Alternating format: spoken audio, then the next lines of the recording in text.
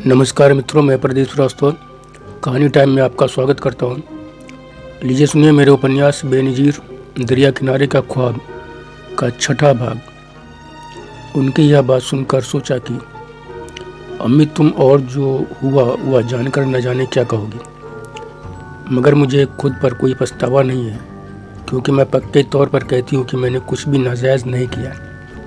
उस समय मेरे मन में चाहे जितनी उथल पुथल थी, लेकिन पुरस्कार की खुशी उस पर हावी थी, भारी थी। तो मैंने सबसे पहले 11,000 रुपये और ट्रॉफी उनके हाथ में देते हुए कहा, अम्मी मुझे वहाँ बहुत सारे लोगों के बीच यह पुरस्कार दिया गया। इसकी असली हकदार तुम ही हो। तुमने अपना हुनर ना सिखाया होता तो मुझ अनपढ़ को कहाँ कोई पूछता। अम्मी ने कांपते हाथों से रुपए और ट्रॉफी को लिया और बड़ी हसरत भरी निगाहों से देखने लगी। उनकी आंखें बाहर आई थीं, बहुत भावुक हुई जा रही थी।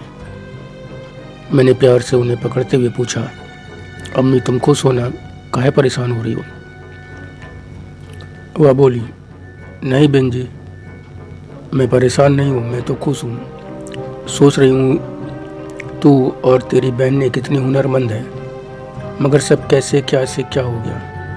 ऊपर वाले का शुक्र है कि उसने तुम्हें मौका दे दिया, तू आगे बढ़ चली, नाम रोशन करने लगी है, भले ही देर से सही, मगर बाकी दोनों को अपना हुनर दिखाने का मौका ही नहीं मिला। मेरी तरह निकाह शौहर बच्चों में पिस रही है।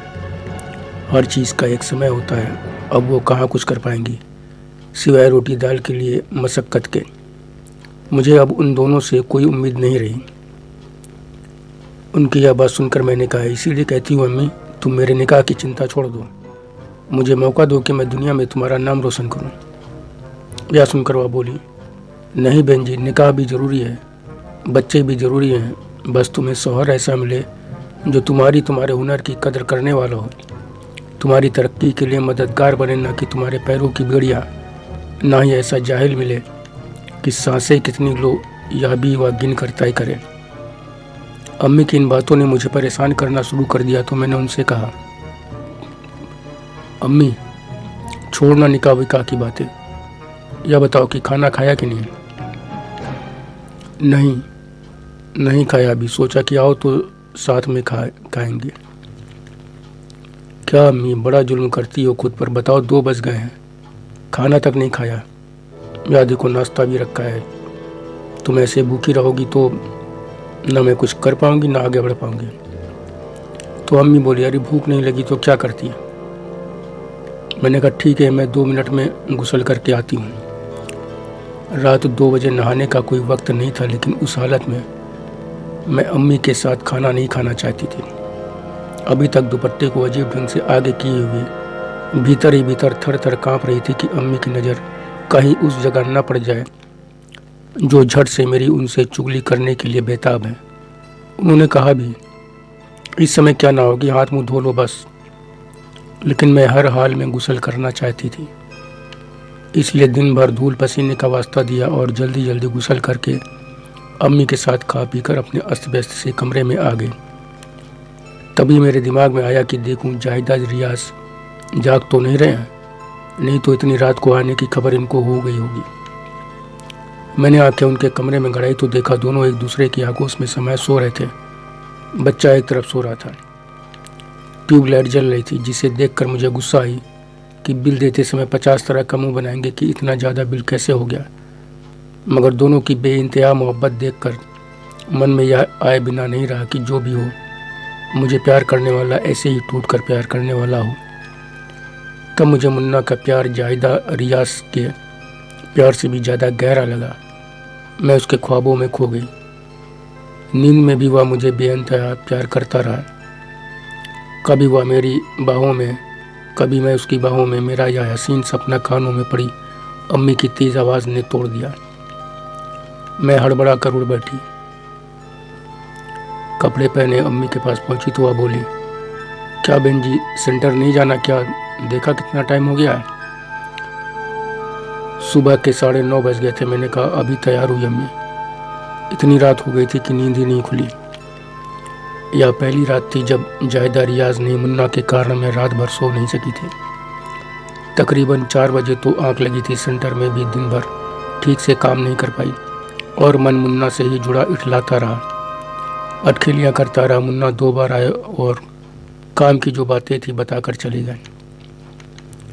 उन्हें देखकर लग ही नहीं रहा था कि वह कुछ वैसा खास समय मेरे साथ बिता चुके हैं जो मैं आखिरी सांस तक भुलाए ना भूल पाऊंगी। शाम को चलने को हुई तभी मुन्ना आए और मुझे 1 महीने के बाद काशी में होने वाले एक कार्यक्रम के बारे में बताया जो मुख्यतः कढ़ाई बुनाई या बुनकरों से जुड़ा हुआ था। उन्होंने कहा, यह तुम्हारे लिए बाराबंकी से भी बड़ा अवसर है। शामिल होने के लिए फॉर्म ऑनलाइन भरना है। आज लास्ट डेट है। चलना चाहोगी? मैं तो जा रहा हूँ। उम्मीद है वहाँ काफ़ी फ़ायदा होगा। मुझे भी अभी घंटे भर पहले ही किसी दोस्त से मालूम हुआ है। मुन्ना की बात पर मैंने तुरंत हाँ कर दी। फॉर्म भी उन्होंने ही भर दिया। मुझे वह एक एक बात ऐसे बता रहे थे जैसे सिखा रहे हों। मुझसे यह भी कहा कि पहले अम्मी से पूछ लो, बहुत जोर दिया। लेकिन मैंने कहा वह मान जाएंगी, मना नहीं करेंगे, तुम फॉर्म भर दो। उन्होंने गौर से मुझे देखा, फिर फॉर्म भर दिया। उसमें फ़ोटो भी अटैच करनी थी तो अपने मोबाइल से ही फ़ोटो खींचकर उसे भी अटैच कर दिया। फ़ोटो खींचते समय कपड़े ठीक करने के बहाने उन्होंने कई बड़ी खूबसूरत सी शरारत भी मेरे साथ कर डाली जो मुझे भीतर तक गुदगुदा गई। मुझे शर्म नहीं, डर लगा कि कहीं कोई देख ना लगे। घर आकर अम्मी को बताया कि अम्मी करीब 8-10 दिन के लिए काशी जाना है। बाराबंकी वाले से भी बड़ा कार्यक्रम है। अगर सब ठीक रहा तो फिर कोई बहुत बड़ा इनाम जीत सकती हूँ। वहाँ सबसे छोटा इनाम भी 2 लाख रुपए का है। तुम यहाँ पर काम कर रही लड़कियों को आराम से देखती ही रहती हो, सब काम भी अच्छा कर रही हैं। मेरी बात सुनकर अम्मी बड़ी चिंता में पड़ गई। बड़ी देर तक सोचने के बाद बोली, इतनी दूर तुम अकेले ही जाओगी? मैंने कहा नहीं, मुन्ना भी है, उसी के साथ जाऊंगी। तो वह कुछ देर सोच कर बोली, अरे वो लेकिन है तो बाहर का ही ना, एक मर्द ही है ना, उस पर इतना यकीन कैसे करूँ? वह भी 8-10 घंटे के लिए नहीं, 8-10 दिन के लिए। तुम्हें कितनी बार बताया कि किसी भी लड़की औरत के लिए मर्द की नज़र एक ही होती है। मौका मिलते ही उसकी आबरू पर हाथ साफ कर देना ही उनकी जहन में चलता है। तो होशियार रहे, अपनी आबरू की अहमियत को समझे। इसके लिए तुझे तेरे बचपन की एक घटना की बार बार याद दिलाती रहती हूँ। जब तू 16-17 की रही होगी तब दूर के तेरे एक चचा आए थे। हज पर जाने से पहले सबसे मिलने के लिए निकले थे। यहाँ भी है, उनका पूरा परिवार था। उन्हीं का बड़ा मासूम सा दिखने वाला 16-17 साल का लड़का तेरी आबरू का दुश्मन बन बैठा था। वो तो तेरा मुकद्दर अच्छा था जो मौके पर तेरी दोनों बड़ी बहनें पहुंच गईं और तेरी आबरू बचा ली थी। नहीं तो उस कलमुहे ने तेरी आबरू लौटने में कोई कोर कसर बाकी नहीं रखी थी। अपने मकसद में कामयाब हो जाता तो तू एक लुटी हुई आबरू वाली लड़की होती, घर के किसी कोने में पड़ी रहती। लोग पुलिस में भी जाने से रोक रहे थे कि घर की बात घर में ही निपटा लो। मैं तो उस करमजले को उसी वक्त पुलिस को हर हाल में दे देना चाहती थी। मेरा खून खौल रहा था कि मेरी फूल सी बच्ची पर उसकी गंदी नज़रें, गंदे हाथ पड़े। लेकिन तेरे अब्बू ने रोक दिया कि बदनामी होगी, जातीय मसले हैं, कौम की बदनामी पर क्यों आमादा है। मुझे गाली देते हुए बोले, तेरी गलीज दिमाग में इतना नहीं आया कि मामला पुलिस में गया तो भाईजान की हज यात्रा भी मुश्किल में पड़ जाएगी। इतना बड़ा गुनाह करके तुझे दोजख में भी जगह नहीं मिलेगी। मुझे उनकी बात पर बड़ी गुस्सा आई थी कि गुनाह कौन कर रहा है, गुनाहगार सामने है और गुनाहगार मुझे बताया जा रहा। अजीब आदमी है। अपने बच्चे के साथ जिसने गुनाह किया उसकी मुखालफत करने, उसे सज़ा दिलाने के बजाय उल्टा हमें ही, बच्ची को ही ऐसे गुनाहगार कह रहा है कि जैसे दुनिया के सबसे बड़े गुनाहगार हम हैं। वह तो उसके अब्बू की यह बात मानने को तैयार हो गए कि जब वह हज से लौटेंगे तो उसी लड़की से तेरा निकाह करा देंगे। मैंने कहा बस बहुत हुआ, भला इसी में है कि इनकी तुरंत भागे यहाँ से। अब पुलिस बुलाने में देर नहीं करूँगी। मगर उनकी निखट्टाई और सह के कारण वह करमजला और उसके अब्बा भी ऐसे अटे हुए थे कि जैसे गुनाह हमने किया है। मैं बड़ी मुश्किल से थाने जाने से खुद को रोक पाई थी, लेकिन फिर भी जिद पर अड़ गई कि पूरा परिवार इसी वक्त भागे यहाँ से। मैं उनको भगा कर ही मानी। लेकिन इसके लिए तेरे अब्बू ता जिंदगी मुझसे जब जब याद आता तब तब झगड़ा करते। अम्मी की बातों को गौर से सुनने के बाद मैंने कहा, अम्मी एक बात बताऊं, आबरू की बात आती है तो सोचती हूँ कि आबरू क्या सिर्फ औरतों लड़कियों की ही होती है? मर्दों की कोई आबरू नहीं होती? जब भी वह लुटती है तो केवल औरतों और लड़कियों की ही लुटती है। आज तक मैंने नहीं सुना कि किसी मर्द की आबरू लुट गई है। अरे उस समय दोनों की आबरू लुटती है, लूटने वाले की भी और लुटने वाले की भी। मर्द लड़की की आबरू लूटने के लिए उसे नंगी करता है तो खुद भी तो नंगा होता है। लड़की की शर्मगाह नंगी होकर उसके जुल्म और सितम का शिकार होती है तो उसकी शर्मगाह भी तो बेपर्दा होती है। बल्कि मर्द तो और भी ज़्यादा बदतर होता है, वो खुद ही अपने हाथों से अपनी इज्जत तार-तार करता है। फिर यह क्यों कहा जाता है कि लड़की की आबरू लूटी? या क्यों नहीं कहते कि मर्द की भी आबरू इसी दरमियान लूट गई, उसका भी बलात्कार हुआ? वह इतना बड़ा जाहिल था कि अपने ही हाथों अपनी आबरू लूटा बैठा। मैंने अपनी बात थोड़ी तेज आवाज़ में कही थी तो अम्मी मुझे आश्चर्य से देखती सुनती रही। मैंने सोचा कि वह मेरी बात से रजामंद होंगी, कहेंगे कि बहन जी तू बड़ी बड़ी बातें करने लगी है। लेकिन मेरा सोचना गलत निकला। वह बोली, अरे बहन जी तू कैसी बातें कर रही है? इतनी बड़ी हो गई तुझे इतना भी नहीं मालूम कि औरत और मर्द की शर्मगाह में ज़मीन आसमान का फ़र्क होता है? औरत की शर्मगाह मर्द की शर्मगाह को बेआबरू कर ही नहीं सकती, जबकि उसकी शर्मगाह औरत की शर्मगाह की आबरू लूट सकती है, उसे तार तार कर सकती है। तू अभी नादान है, इन सब के चक्कर में ना पड़, इससे कोई मकसद हल होने वाला नहीं है।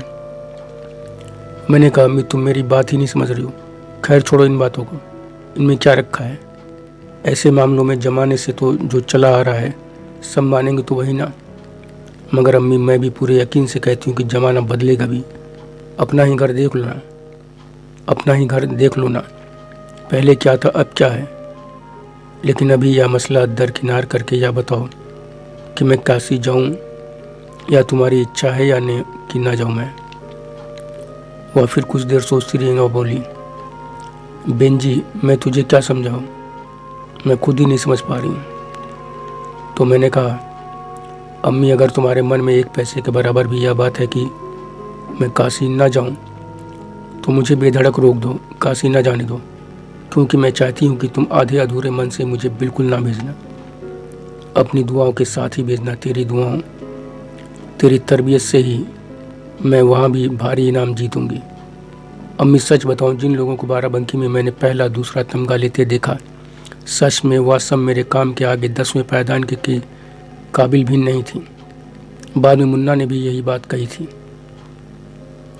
ऐसी जगहों पर भी पूरी ईमानदारी कहाँ बरती जाती है। लेकिन अम्मी, काशी वाला कार्यक्रम बहुत बड़ा कार्यक्रम है। वहाँ दिल्ली के बड़े बड़े अधिकारी और नेता आएंगे, इसलिए वहाँ पर यहाँ से ज़्यादा ईमानदारी होगी। अम्मी, इसीलिए मुझे वहाँ से बहुत ज़्यादा उम्मीदें हैं कि मैं वहाँ पर बहुत आगे रहूँगी। सच में मेरा यकीन करो। मेरी बात पर अम्मी बड़ी देर तक मुझे गौर से देखती रहीं, फिर बोली, ठीक है बहन जी, अभी तो 1 महीने का टाइम है, मुझे कुछ सोचने समझने का समय दो। बाराबंकी पास में है, रात में अपने घर आ जाती थी। काशी तो दूर है, आना जाना और 10 दिन रुकना, कुल मिलाकर 12-13 दिन घर से बाहर रहना होगा। यह बहुत बड़ी बात है बहन जी, कोई मामूली बात नहीं है। मैंने कहा, तुम सही कह रही हो अम्मी, बहुत बड़ी बात है, लेकिन काम भी तो बहुत बड़ा है। सारे हुनरमंदों के वहाँ रुकने और खाने पीने की व्यवस्था सरकार कर रही है, फिर भी हम अपनी तैयारी से तो रहेंगे ही। तभी अम्मी बोली, और मुन्ना काहे के लिए जा रहा है? अम्मी की आवाज़ में काफ़ी बदलाव में समझ रही थी। मैंने कहा, अरे संस्था तो उसी की है ना, कोई हुनरमंद वहाँ पर अकेले भाग नहीं ले रहा है। संस्थाएं अपने यहाँ से जुड़े उन्हीं हुनरमंदों को लेकर जाएंगी जो अपने काम में माहिर हैं। चिकनकारी में मुन्ना के यहाँ अकेली मैं ही हूँ। तो तुम अकेली जाओगी? नहीं, दूसरे कामों के भी कई हुनरमंदों को मुन्ना ने रजिस्टर किया है। उसे भी आज ही शाम को मालूम हुआ था, तो जल्दी जल्दी जो हो सका उसने किया। मैं अम्मी को बड़ी देर तक समझाती रही, लेकिन वह असमंजस से बाहर नहीं आ सकी। मैंने सोचा अभी बहुत टाइम है, बाद में फिर बात करूंगी, कोई ना कोई रास्ता निकल ही आएगा। क्योंकि अब अम्मी घर में कैद रहने वाली सोच से बाहर आ चुकी हैं। अम्मी को बस थोड़ा संकोच यह है कि बाहर 12-14 दिन रहना पड़ेगा, वह भी किसी बाहरी के साथ। पर अब अम्मी को क्या बताऊं कि मुन्ना अब मेरे लिए बाहरी नहीं है, मेरा मुन्ना है। वह मेरी हर तरह से मदद कर रहा है। उसने मुझे कहां से कहां पहुंचा दिया है। अब घर में कितने ज़्यादा पैसे आने लगे हैं। पहले तो कभी ख्वाबों में भी नहीं सोचती थी कि इतने पैसे हाथ में आएंगे। पूरे घर की सूरत सीरत दोनों ही बदल गई है। कितनी ढेर सारी नई नई चीज़ें आ गई हैं और खुद अम्मी और मुझ में अब कितनी तब्दीली आ गई है। पहले से अम्मी कितनी अच्छी हो गई हैं, सेहत उनकी कितनी सुधर गई है। और अपनी क्या कहूँ, इन कुछ दिनों में ही बदन पहले से कितना ज़्यादा भर गया है। अम्मी 2 बार खुद ही कह चुकी हैं कि मुझ में बड़ा निखार आ गया है, जैसे कि उम्र को कई बरस पीछे कर दिया है। अभी कुछ दिन पहले ही की तो बात है, जब एक दिन नहा धोकर कपड़े सूखने के लिए डाल रही थी, तभी मुझे गौर से देखते हुए बोली, तुम बीते दिनों को याद कर। बोली तभी मुझे गौर से देखते हुए तुम बीते दिनों को याद कर बोली। बेनजीर सही कहा गया है कि सुकून की नमक रोटी भी सेहतमंद कर देती है, फसाद की कबाब रोटी भी सेहत गलाती जाती है। अम्मी को तैयार करने में मुझे 8-9 दिन लग गए, लेकिन इतने दिनों बाद जब उन्होंने खुशी कहा कि बहन जी अब तू इतनी बड़ी इतनी समझदार हो गई है कि अब सारे मसलों पर खुद ही फैसला कर लिया कर। अब मेरी उम्र हो गई है, आज नए ज़माने की चीज़ें मेरी समझ में ज़्यादा नहीं आती। तू अब सब जगह जाने आने लगी है, दुनिया समझने लगी है। बहुत कम वक्त में बहुत कुछ जान समझ लिया है। पूरे घर को देखने लायक बना दिया है। पहले कितना गंदा रहता था, हर तरफ टूटा फूटा सामान भरा रहता था, हर एक सामान से कंगाली ही दिखाई देती थी। अब सब बदल गया है। लगता है कि इस घर में भी पैसा है, यहाँ के लोग भी जाहिल नहीं है, तरक्की पसंद है, वक्त के साथ चलने वाले हैं। यह सब तूने ही किया है बहन जी, इसलिए अब तू रुकना, बस आगे आगे बढ़ती जा, तरक्की की उस बुलंदी पर पहुँच जहाँ पहुँचकर दुनिया के लिए एक मिसाल बन जा। हर माँ बाप अपने बच्चों को तुम्हारी मिसाल देकर कहें कि बहन जी ने कितना बड़ा काम किया, तुम भी कुछ करो, बहन जी जैसी बनो। अम्मी की बात सुनकर मेरी खुशी का ठिकाना नहीं रहा। उनकी बातों ने मुझ में कुछ देर के लिए बड़ा गुरूर भर दिया। अम्मी मुझे इसी तरह दुआएं देती जा रही थी और मैं आगे बढ़ती जा रही थी।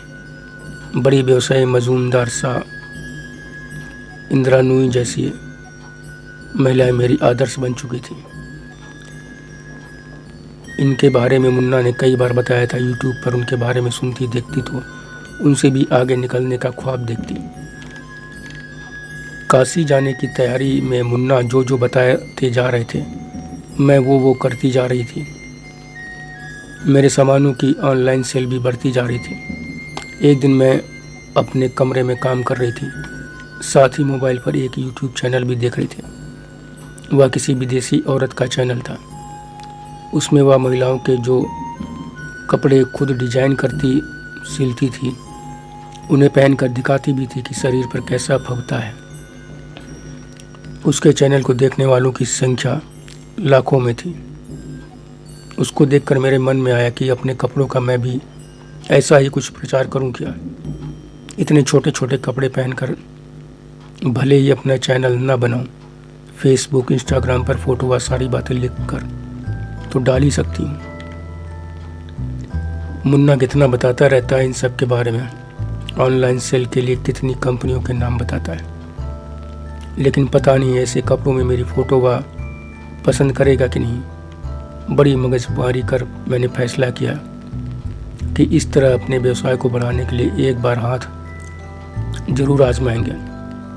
बहुत सोच विचार कर मैंने एक तरीका निकाला कि जैसे बहुत से लोग अपनी फ़ोटो में चेहरा नहीं आने देते, वैसे ही मैं भी करूँगी। इसके लिए सबसे पहले मैंने मुन्ना से फ़ोटो में काट छाँट करना, मोबाइल में टाइमर लगाकर फ़ोटो खींचना सीखा। इसके बाद नई चीज़ करनी है या सोचकर इनरवियर की नई डिजाइनें तैयार की। इसमें चिकन कपड़े को भी आजमाया।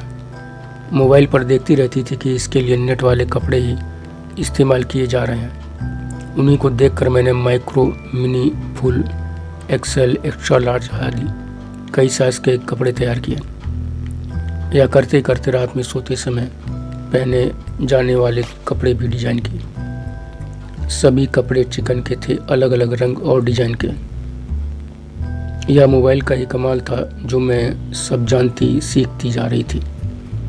उसी से देखकर फैशन का नया चलन भी जानती कि लेटेस्ट ट्रेंड क्या है। फिर उसी में कुछ और बदलाव करके कुछ नया बनाती गई। मैंने औरतों के लिए चिकन की ही पैंट शर्ट भी बनाई, साथ में वास्कट भी। यह सोचकर कि जो महिलाएं थोड़ी संकोची होंगी उनके लिए यह एक नई स्टाइल भी होगी। दोहरा कपड़ा होने के कारण कपड़ा थोड़ा गफ हो जाएगा। यह सब बनाने के बाद पहनकर फोटो खींचने का वक्त आया तो मैं घबरा गई कि मैं यह क्या करने जा रही हूँ।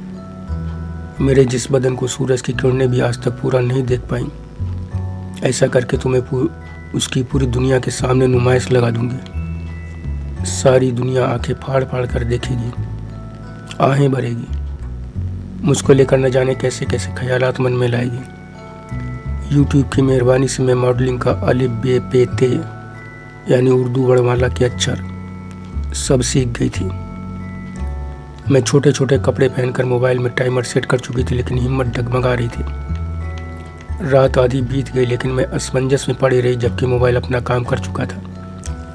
मैं उसके सामने होती तो मेरी फ़ोटो खिंच जाती, लेकिन मैं इससे अलग खुद से ही जंग किए जा रही थी। दिमाग में एक साथ दो जंग में मशगूल थी कि ऐसा मत कर बेंजी, तू आगे बढ़ने के लिए क्या अपना बदन दुनिया के सामने नुमाया करेगी।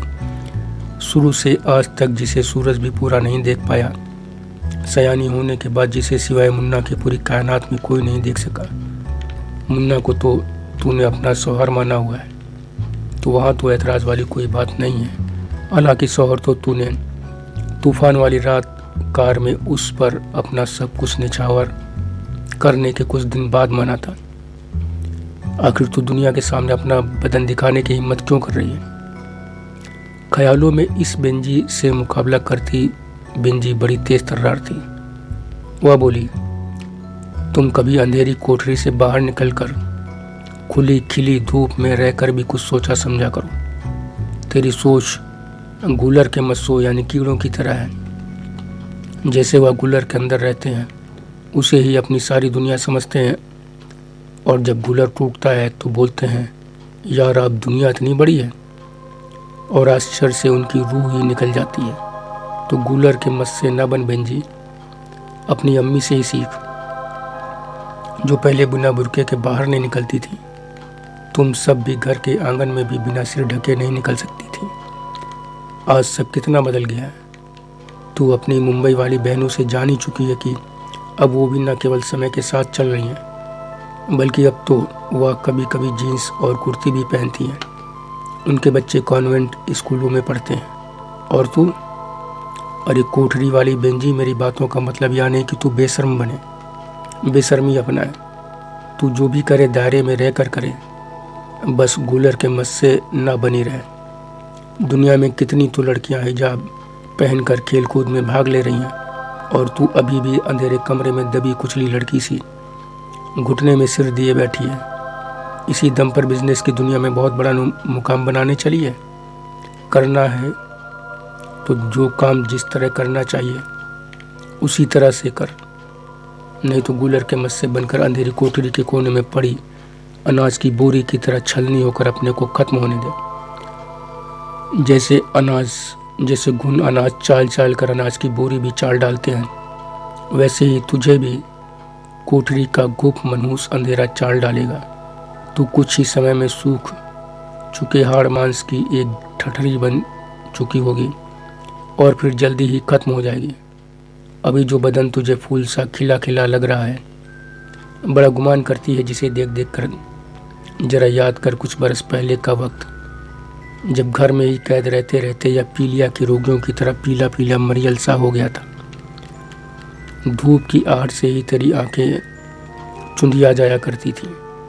तेरे ख्वाबों की रुपैली दुनिया में अम्मी अपने टूटे ख्वाबों की इमारत बनते देख रही हैं। देख, कुछ बड़ा करने का जो ख्वाब देखा है अपनी अम्मी को भी दिखाया है, तो उसे मुकम्मल करने के लिए बड़े कदम उठाती जा। बड़े कदमों से ही बड़ी मंजिल नापी जाती है। ख्वाबों को हकीकत में तब्दील किया जाता है।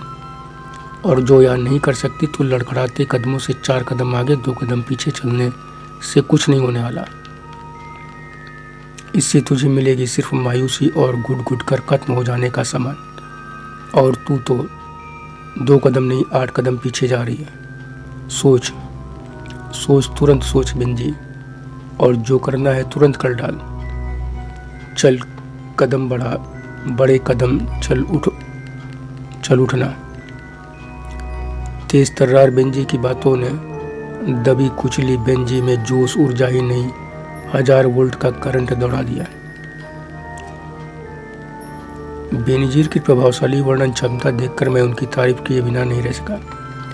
मैंने बीच में रोकते हुए उनसे कहा, बहुत ही शानदार वर्णन किया आपने, बिल्कुल एक सदी हुई लेखिका की तरह। आपका यह हुनर भी आपकी पर्सनालिटी का प्लस पॉइंट है। मन कर रहा है बस सुनता ही रहूं। आप आगे बताइए। यह सुनकर बेनजीर ने कहा, तारीफ के लिए शुक्रिया। तो अपने भीतरी जंग से जीतकर मैं उठ बैठी, फिर से कैमरा तैयार किया और फोटो के लिए तैयार हो गई। तभी जायदा रियाज के कमरे में कुछ आवाज़ आई। मैं चौंक उठी। मेरे कमरे की बत्ती जल रही थी। मैं पहले की तरह टिपटिपाती नहीं, तेज तर्रार बेंजी की तरह तेज तर्रार वाली लाइट में थी। मुझे लगा कि दरवाजे की झिरी से वो दोनों मेरी ही तरह मुझे देख रहे हैं। मैं सहम गई। इन 2 छोटे छोटे कपड़ों में मुझे देखकर दोनों न जाने क्या क्या सोच रहे होंगे। मैंने जल्दी से अपना कुर्ता उठाया और उससे खुद को सामने से ढका और गुस्से में झिरी से उनके कमरे में देखने लगी कि अगर इन दोनों को इधर देखता पकड़ लिया तो कल ही मकान खाली कराऊंगी। लेकिन मैं गलत निकली। वह दोनों वैसे ही निकले जैसे अमूमन रहते थे। वह तो अपनी ही दुनिया में खोए एक दूसरे को बेपनाह मोहब्बत किए जा रहे थे।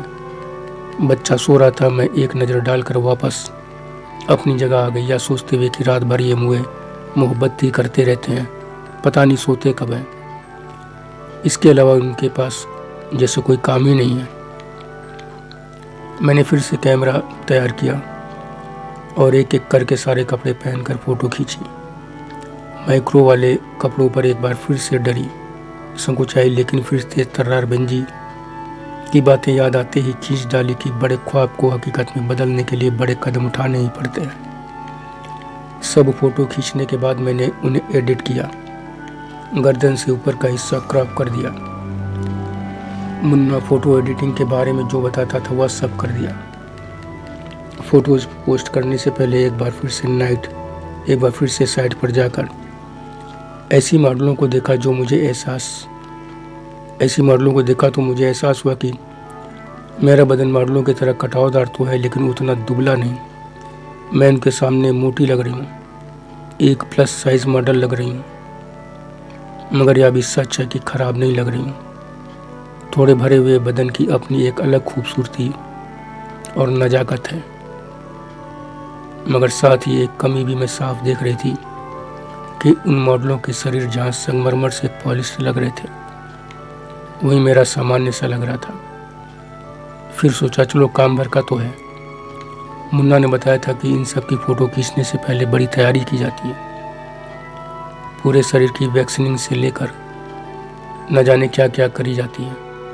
कई वीडियो भी दिखाया कि मेकअप करने वाले कैसे उनका मेकअप करती हैं। मॉडल उसमें बुत बनी खड़ी रहती है या फिर बैठी ही रहती है।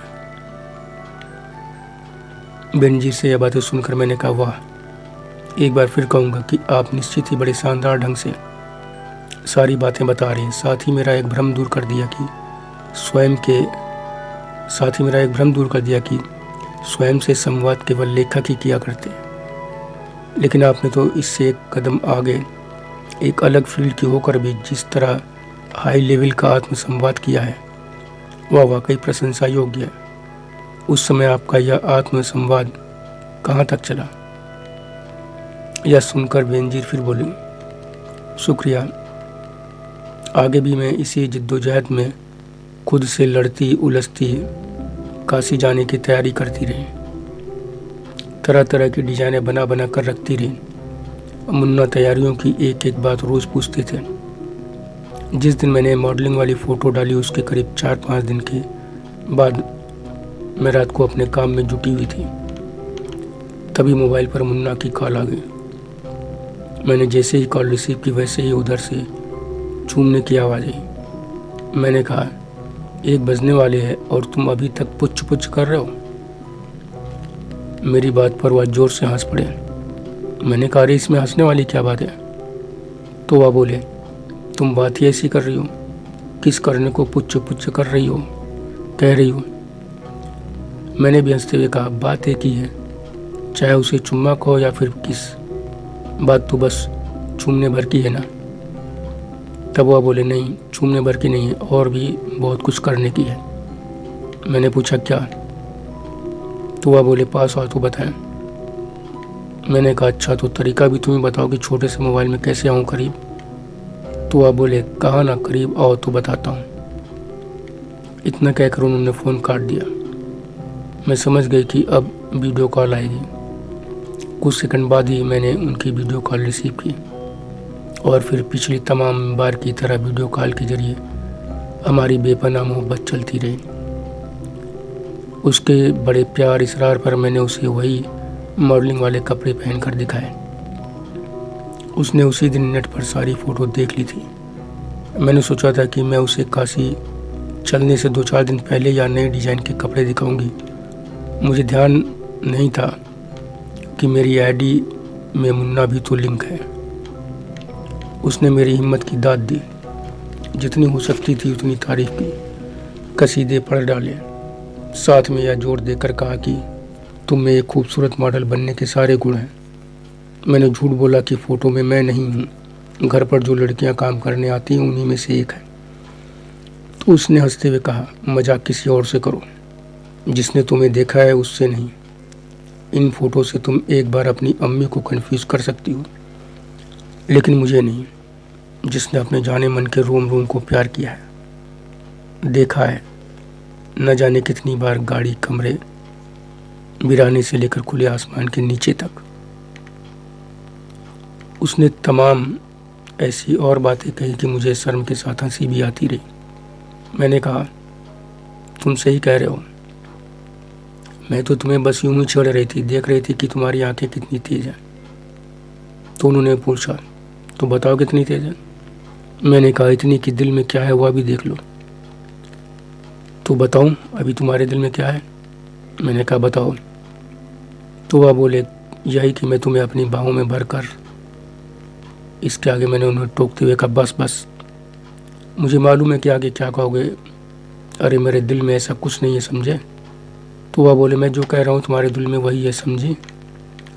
इसी तरह हमारे प्यार मोहब्बत की बातें चलती रही। हम रोज़ रोज़ और ज़्यादा एक दूसरे में गहरे उतरते जा रहे थे। देखते देखते काशी जाने का समय एकदम सामने आ खड़ा हुआ। मैंने इस दौरान कम से कम 17-18 घंटे रोज़ काम किया। जुनून सवार था कि वहाँ पर अव्वल आना है, आला दर्जे के हुनरमंद का ही खिताब जीतना है।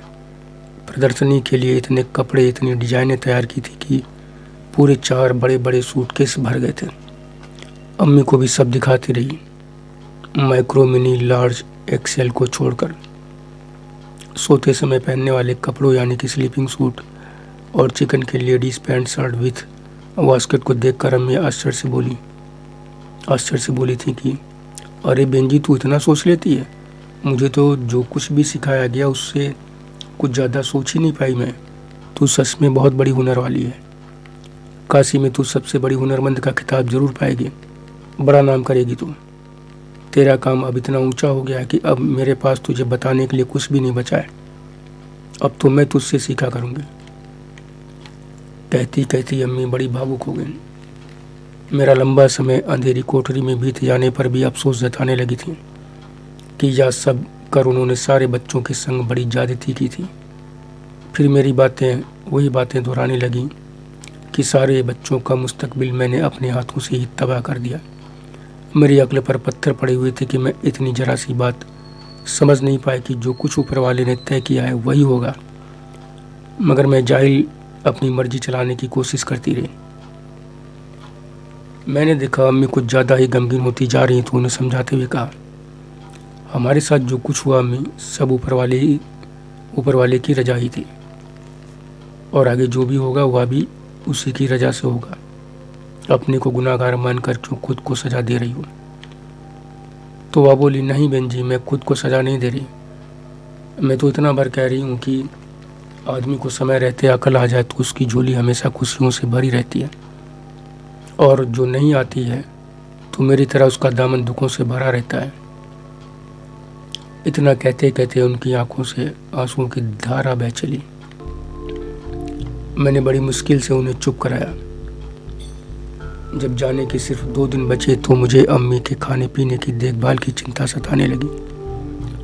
उसके पहले जाने की खुशी में, जोश में यह बात मेरे जहन में आई ही नहीं थी। इस चिंता ने मुझे इतना परेशान किया कि मैं रात भर काम तो करती रही, लेकिन इस मसले का हल क्या निकालूं, जहन में यही बात बार बार चलती रही।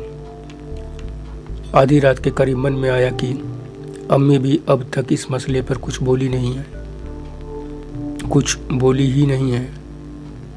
कहीं ऐसा तो नहीं है कि वह भीतर ही भीतर मेरे जाने से नाराज़ है, लेकिन अपनी एक जवान औलाद के उत्साह और जज्बे को देखकर अपनी बात नहीं कह पा रही हैं। मेरी भी मगज़ में न जाने कैसा भूसा भरा है कि सबसे वाजिब बात भी दिमाग में नहीं आई। मेरी इस लापरवाही को अम्मी निश्चित ही मेरी बदतमीजी ही समझ रही होंगी। सीधे सीधे यही कह रहे होंगे कि बेंजी अब पहले वाली बेंजी नहीं रही। कैसा सब अपनी मनमर्जी से किए जा रही है। 14-15 दिनों के लिए इतनी दूर जाने के लिए जोर लगा रही है, लेकिन एक बार भी नहीं कहा कि अम्मी तू खाएगी कैसे, पिएगी कैसे, कौन देखभाल करेगा। यह सब सोचकर मैं अपनी जान बड़ी सांसत में पा रही थी, लेकिन जाने की जिद ऐसी थी कि मैं मसले का हल निकालने के लिए तड़पने लगी, ऐसे जैसे कि पानी से कोई मछली बाहर आ गिरी हो या कोई सिर कटी मुर्गी तड़फड़ा रही हो। अंततः मैंने खाने का हल निकाला कि मोबाइल पर खाना ऑर्डर करके पहुंचवा दिया करूंगी। दिन में तो सिलाई कढ़ाई वाली लड़कियां रहती हैं, बस बात रात भर की है। अचानक ही जाहिदा का ध्यान आया कि या तो दूसरे तीसरे दिन ही शाम को मियाँ के साथ 1-2 घंटे को घूमने जाती है, बाकी समय घर पर ही रहती है। कह दूंगी कि काम धंधे के चलते जाना पड़ रहा है, इसलिए अम्मी का बस 2 हफ्ते ख्याल रखे। लेकिन अगले ही पल फिर असमंजस में पड़ गई कि कैसे कहूँ। आज तक तो इससे कभी खुल कर दुआ सलाम भी नहीं हुई। अभी भी इसे ज़्यादा समझ नहीं करती, अभी भी उसे ज़्यादा पसंद नहीं करती। अम्मी भी इसे ज़्यादा पसंद नहीं करती। दूसरे कहने पर या दुनिया भर की बातें पूछेगी, आप कहाँ जा रही हैं, क्यों जा रही हैं, किसके साथ जा रही हैं, वो भी इतने दिन के लिए। और तब मैं जो भी बताऊंगी उसे मिर्च मसाला लगाकर मोहल्ले भर में बताती भी फिर सकती है। आखिर मोहल्ले में किसी से, हालांकि मोहल्ले में किसी से सीधे मुंह बात भी नहीं करती, लेकिन क्या बता, यह बात करने के लिए गपशप करने का बढ़िया सबब बन जाए उसको। 12 में इनाम मिला तो मोहल्ले से कितने लोग आए, मगर ये दोनों नहीं आए, भूल कर भी नहीं आए, और ना ही मुबारकबाद दी, घर से निकली तक नहीं। इसको अपने हुस्न का गुरूर तो माशाअल्लाह गजब का है ही। अपने हुस्न पर इतनी ऐंठ है कि निगाह ही नहीं मिलाती। मियाँ भी बेगम को जन्नत की हूर से कम नहीं समझता। जब तक रहता है कमरे में तब तक बेगम को लिए घुसा रहता है। दिन हो या रात बेया बेगैरतों की तरह चुम्मा चाटी से फुर्सत ही नहीं पाता। न जाने कैसी कैसी आवाज़ें करते रहते हैं दोनों। दुनिया भर की इधर उधर की बातें सोचते सोचते मेरा दिमाग बिल्कुल बनबना उठा। तो सोचा चलो कल एक बार बात कर ही लेते हैं, शायद बात बन ही जाए। देखें इस समय यह पूरा घमंडी कुनबा क्या कर रहा है। कमरे में नज़र डाली तो मैं बड़ी देर तक देखती ही रह गई। रियाज बिस्तर पर एक तरफ बेसुध सो रहा था, उसकी लुंगी खुल गई थी और उसे खबर तक नहीं थी, मगर जायदा जाग रही थी। सीने से खुलने वाली उसकी मैक्सी पूरी खुली हुई थी, एकदम मियाँ की लुंगी की तरह, और गोल मटोल गुड्डा सा उसका बेटा उसकी छाती पर ही लेटा दूध पी रहा था। अम्मी की बाई छाती को चूसे जा रहा था, मगर बीच बीच में रुक जाता था। वह जितना नींद में लग रहा था उतना ही भूखा भी लग रहा था। भूख सताने लगती तो चूसने लगता, जब नींद सताती तो सोने लगता। इधर जायदा का दाहिना हाथ मियाँ को जगाने में लगा हुआ था। उसके चेहरे पर अजीब सी रेखाएं उभरी हुई थी। उसका मतलब तो मैं समझ रही थी, लेकिन उसके लिए कोई अल्फाज सोच नहीं पाए कि कहूँ क्या। जिस तरह उसके हाथ हरकत कर रहे थे उससे मियाँ भी नींद से बाहर आता जा रहा था। जलती ही बच्चा गहरी नींद में सो गया। जायदा ने उसे दीवार की तरफ सुरक्षित लिटा दिया और मैक्सी को निकाल कर एक तरफ रख दिया। उसे उस तरह देखा तो मैं बड़ी देर तक देखती ही रह गई। सोचा ये अपने हुस्न पर गुरूर गलत नहीं करती। इसका मियाँ भी गलत नहीं है। कौन मियाँ ऐसी बीवी पर हर वक्त मर नहीं मिटेगा, पलकों पर नहीं बिठाएगा, हर वक्त बाहें नहीं फैलाएगा। अब तक रियाज की नींद टूट चुकी थी। उसने आंखें बंद किए किए ही जायदा को अपने ऊपर खींच लिया और मैं अपनी जगह आकर बैठ गई। आपको मैं बीच में रोक रहा हूँ या पूछते हुए कि आपको नहीं लगता कि उनके कमरे में झांकने के आपको आदत पड़ गई थी? आप कोई ना कोई बहाना ढूंढ ही लेती थी उन्हें उनके नितांत एकांत क्षणों में देखने का। मेरी यह बात सुनते ही बेनजीर कुछ देर चुप रही, फिर बोली, बड़ी मुश्किल बात पूछी है, लेकिन मेरा एकदम आसान सीधा सा उत्तर है कि न आदत थी न बहाना ढूंढती थी, यह सब अनायास हो जाता था। तो मैंने कहा ठीक है। वापस आने के बाद मैंने फिर बात अधूरी छोड़ी तो आप बोली। मैं वापस अपनी जगह बैठी तो मुझे पसीना हो रहा था। वह ऐसे बह रहा था जैसे मैं बहुत दूर से दौड़ती भागती हुई आई हूँ। अपनी जगह आते हुए मैंने सोचा कि इनको अम्मी की जिम्मेदारी देने का कोई मतलब ही नहीं है। ये अपनी दुनिया में ही खोए डूबे रहेंगे। ऐसे में ज़रूरत पड़ने पर अम्मी की आवाज़ इनके कानों में पहुँचेगी ही नहीं। सच में हुस्न भी क्या भला है, आदमी सब कुछ भूल जाता है इसके आगे।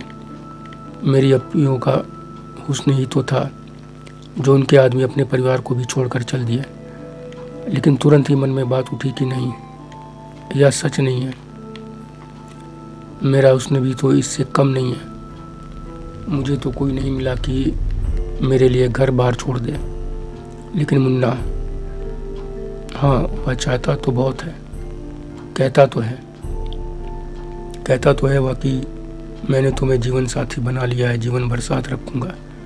किसी भी सूरत में अब कोई हमें अलग नहीं कर सकता। हम दोनों अच्छे से काम धंधा जमा लें, तब तुम्हारी अम्मी से बात करूंगा। और जब भी मैं कहती हूँ कि मान लो मेरी अम्मी तुम्हारे घर वाले दोनों ही तैयार ना हुए तो, तब वह कितने यकीन से कहता है कि घबराओ नहीं, मैं समय आने पर कोई ना कोई रास्ता निकाल ही लूँगा। अब या तो ऊपर वाला ही जाने कि ऐसा वक्त कब आएगा भी कि नहीं, और नहीं आया तो यह सोचकर मैं घबरा गई, एकदम कांपने लगी। बड़ी देर बाद मन में आया कि ऊपर वाला ऐसा नहीं करेगा। वह जानता है कि मेरा सच्चा मुन्ना मुझे कितना चाहता है। इससे अच्छा तो कोई मुझे नहीं लगता। वह बहुत भला इंसान है, कितना साफ साफ कहता है कि पहले दोनों इस लायक हो जाएं कि किसी को एतराज़ ना हो। कैसे दिन रात लगा रहता है अपना और मेरा बिजनेस बढ़ाने के लिए। मुझे और मेहनत करनी पड़ेगी। तभी मैंने कपड़े का थान उठाया और जायदा की मैक्सी से मिलती जुलती एक नई डिज़ाइन तैयार की। चिकन की मैक्सी बनाई। मैं मुन्ना से नसीहत मिलने के बाद हर चीज़ बड़े अमीर लोगों की पसंद, उनके तौर तरीकों को ध्यान में रखकर ही बनाती थी। इन सारी जद्दोजहद के साथ काशी जाने का समय आ गया। जाने के लिए जब देर रात को मैं निकली तो अम्मी मुझे बिल्कुल भी परेशान नहीं दिखी, जबकि मैं बराबर सोचती रही कि जाते समय वह बहुत गमगीन हो जाएंगी। उन्हें उस हाल में देखकर खुद मेरा मन बहुत भारी हो जाएगा। लेकिन अम्मी ने हमें खुशी खुशी रुखसत किया। खूब दुआएं दी। मुन्ना ने स्टेशन जाने के लिए कैब बुलाई थी। पहले अपने घर अपना सारा सामान रखा, फिर मुझे लेने आए। जल्दी जल्दी मेरा भी सामान रखा और कार के पीछे का दरवाज़ा खोलकर मुझे बैठने को कहा। उन्होंने अम्मी को नमस्ते बोला तो अम्मी ने उन्हें भी दुआएं दी। वह आगे ड्राइवर के बगल में बैठी। बैठते ही गाड़ी चल दी। घर से काफ़ी आगे निकल जाने के बाद उन्होंने ड्राइवर से हेडलाइट ऑन करने के लिए कहा। मेरा ध्यान इस तरफ नहीं गया था कि गाड़ी की हेडलाइट ऑफ है। जब उन्होंने कहा तब मेरा ध्यान इस ओर गया कि जब गाड़ी लेकर आए थे तो उसकी सारी लाइट्स ऑफ थी। मेरे लिए वह छोटी से छोटी बात का भी पूरा ध्यान रखते थे। लाइट्स के कारण मोहल्ले वालों की नज़र जल्दी आ गड़ेगी। उन्होंने इतनी छोटी सी बात का भी ध्यान रखा था। यह सुनकर मैंने बेनज़ीर से कहा, यह बात भी आपके प्रति उनके अतिशय प्रेम को ही प्रतिबिंबित कर रही है। बेनज़ीर कहीं खोई हुई सी कुछ देर देखती रही मुझे, फिर बोली, हाँ, ऐसी अनगिनत बातें हैं जो मेरे लिए उनकी बेपनाह मोहब्बत को बयां करती हैं। आगे अभी आप और देखेंगे। हाँ, तो जब गाड़ी मेन रोड पर पहुंचकर स्टेशन की ओर मुड़ी तो उन्होंने गाड़ी रुकवा दी। मैं कुछ समझती कि उसके पहले ही वह पीछे आकर मेरे पास बैठ गए। गाड़ी चल दी तो मेरा एक हाथ अपने हाथ में लेकर बोले, तुम्हारी अम्मी नाराज़ तो नहीं है ना? मैंने कहा, मुझे लगता है बिल्कुल भी नहीं। देखा नहीं चलते वक्त कितनी दुआएं दे रही थी। वह बोले, हाँ, दुआएं तो वह मुझे भी दे रही थी, लेकिन मुझे बिल्कुल विश्वास नहीं था कि वह इतनी आसानी से तुम्हें मेरे साथ जाने देंगी।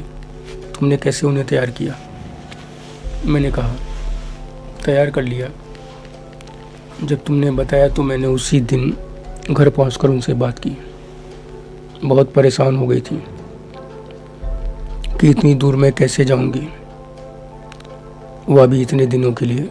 मैंने सब कुछ बताते हुए कहा, अगर तुम कहोगी तभी जाऊंगी, नहीं तो नहीं जाऊंगी।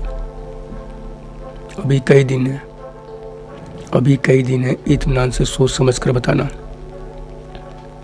4-5 दिन बीत गया लेकिन वह कुछ नहीं बोली।